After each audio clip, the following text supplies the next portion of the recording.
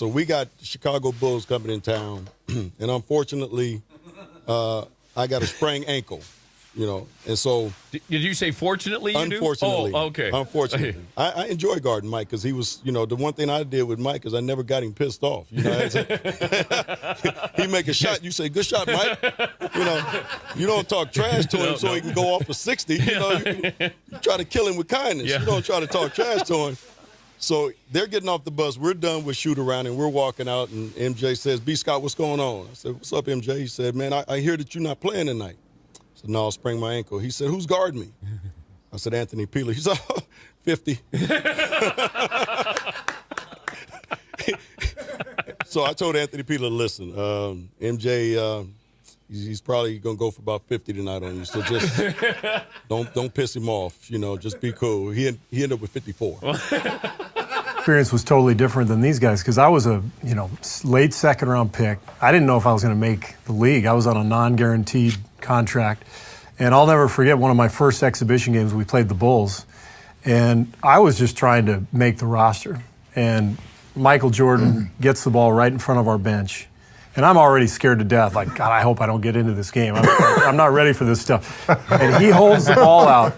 He holds the ball out and he looks right at me. And I'm on the bench just kind of like, he holds the ball out and he goes, watch this. And he turns, he went right around Dan Marley, bam, dunks it, looks back at our bench and just starts laughing. And I'm looking like, there's no way in hell I can ever make this. Now I really don't want to. I thought he looked at you and said, 10 years from now, I'm going to throw this to you. Yeah. I mean, exactly. He just had this charisma on top of all the gifts and skills and mentally, how great he is. I mean, playing against him, the one thing that I think that he was unlike any other player I've ever played against is that there was a real fear playing against him. Like people, I've never seen like the league be kind of fearful of a player or have that much reverence for a player. No matter who has come since then, that was a different feeling when you're playing Mike because you just knew, like there was such a seriousness and competitiveness and fire in him, and there was a fear with how that was going to manifest itself potentially on any given night. So he was. I mean, where do you want to start and where do you want to finish with him? He was everything. Look at that big. Back to 1993, his first trip to Chicago. And That's a charge. Oh, that's barbecue chicken. 29 and 24. Oh, that's a big for number. Shaq, 64 for MJ. They got 64. 64 what? Like combined with rebounds, points. 64 points. And you know what? Since the statute of limitations is And Orlando won the game in overtime. What? By the way. Since the statute of limitations is up, I was terrified out there. Were you really? Yeah. You scared of MJ? Yeah. You gave For him how 20? long? For how long? Right when you took the floor? No, the whole game.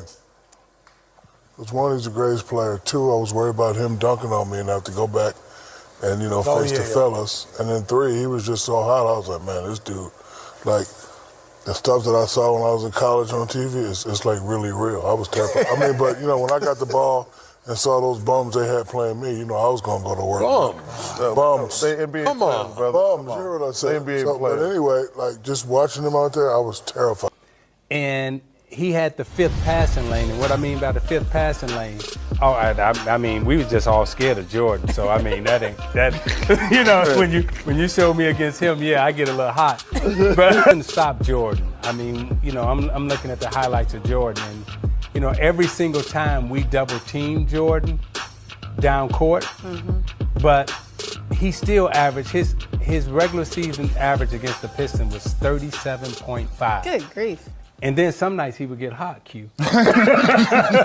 But Mike is a whole different thing. So I had to guard them both, and it's not even like Mike. Let me go to sleep tonight. Let me chill. Let me rest the next day. Let me stay focused. Let me eat the right things. Yeah. Kobe, not saying that you had to switch it up, but I didn't have that fear. Yeah. Mike would have, you better bring your game. I can You go had for Mike in 50 his tonight. prime. Like, oh yeah, Mike in his prime. We went at it toe to toe, head to head. I know, loved yeah, me. of course. Mike was like, man, you never back down. You strong. Yeah. Hops, I love you. Yeah. God, he put me in his All-Star games. Him and Mike love me. As far as That's where I amazing. used to come. But Mike is the best player in the world ever. LeBron, Kobe, nobody can fade that. Yeah. Nobody. In Orlando first, and I'm blocking his shot. Like, I'm locking him up. Like, I'm doing my thing again. I blocked his shot like 3 or 4 times. Like, I'm having my way against him defensively. Now, granted, he's 40 years old, but I'm feeling good about myself. So fast forward a month later, we're in D.C. My ankle, we go to a doctor in Baltimore, and basically he tells me I'm done. Like, my ankle's, once again, it's not healed, it's broken, I have to have surgery. But I wanted to play against Jordan one last time. And so we're playing the Wizards. It's a TNT game. Wait, Thursday don't you night. want to go out where you dominate him and you're blocking his shots? I'm just thinking, my ego. Like, I'm thinking, okay. I had him the last game. Yeah. I don't need this left ankle. Just give me some. I only need Motrin. one ankle. Give me a bunch of Motrin. I'm Okay. gonna go out here. And when I tell you, he torched me in that first quarter. Like, literally, he gave me 20 points in the first quarter on the same play. Like, he just ran the same play every time and did this, and I could not guard him. And so, literally, I checked out of the game at the end of the first quarter, and I didn't even go to the bed. I just walked back to the locker room. Like, I was done. Like, literally had surgery like a couple days later. But it was like, I wanted to guard Jordan one last time. And you're right, I shouldn't have. I should have just let that go. Did he know you were a wounded animal? He probably did, because he went at me And he didn't the care. Same move. Like, he didn't do anything different. It was the same move, and I had nothing for him. Jordan probably had your x-rays in the locker room. He probably did. He probably knew exactly. I'm surprised he didn't send somebody for me to come back out. People were afraid of him. We were his teammates and we were afraid of him. And there was just fear. Catch the ball when I threw it to you. I just threw it to you. Ignore this guy. He's come through, but he's overplayed. The fear factor of MJ was so thick. Yeah, let's not get it wrong. He was a jerk. He crossed the line numerous times. But as time goes on and you think back about what he was actually trying to accomplish, you're like, yeah, he was a hell of a teammate. He was pushing us all to be better because he wanted to win. When I was a rookie, my very first game playing against Michael Jordan and the Bulls. And we had a guy named Greg Minor guarding him. And, it was a little dust up. Greg's playing hard. He's playing, of course, you got to play as hard as you can. It's MJ. Right. It's opening night. My mom at home watching, the kids watching, everybody watching. So they got in a little scuffle. MJ's going to the free throw line. And he looks at Greg and he says, I should make you take my shoes off. I looked down, I didn't even realize it. I looked down and he got the Jordans on. So I said, oh man, this is my first game ever. I said, this is what I got to look forward to. You learned a valuable lesson though, right? Well, obviously I didn't say much to MJ the rest of the night. That's right. I didn't want to be on that reel. So that was my welcome to the league Trash moment, talking even though it wasn't to me, involving thank goodness. you. We lost game 1 because we were so nervous. I just got the new Samsung Galaxy S23 Ultra from US Cellular. With nightography, it can take selfies in low light. Click. But in game 2, I played as well as I could play.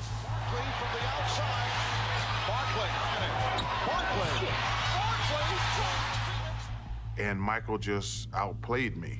That was probably the first time in my life that I felt like there was a better basketball player in the world than me, to be honest with you.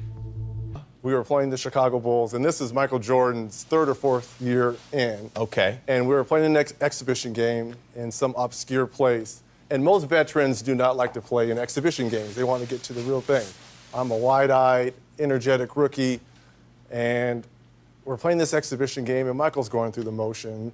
And Chuck Person, who's on my team, who's a trash talker as well, is like, can you believe Michael Jordan, the guy everyone's talking about, who's supposed to be able to walk on water, you're out here killing him, Reg. This is in the first half. He's like, you should be talking to him. He's like, you're right, Michael. Who do you think you are?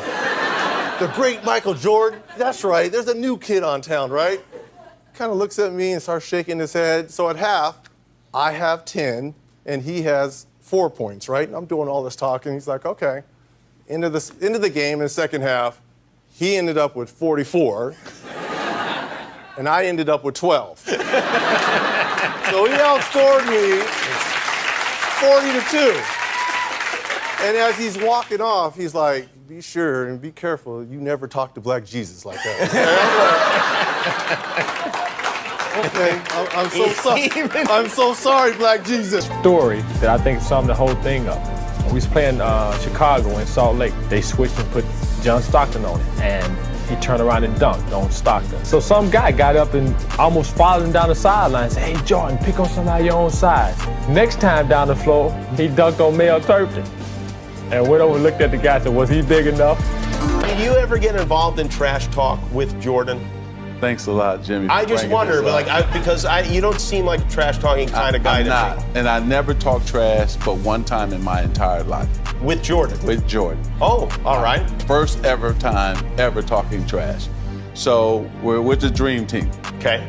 And for 3 days in a row, we had came into a tie because what Coach Daly did, he split the team up East versus West. So Barkley, Jordan, Larry Bird, Pippen, and Patrick Ewing all played in the East. Wow. And then we had the West guys, myself, David Robinson, Malone, Mullen, Drexler, and John Stockton.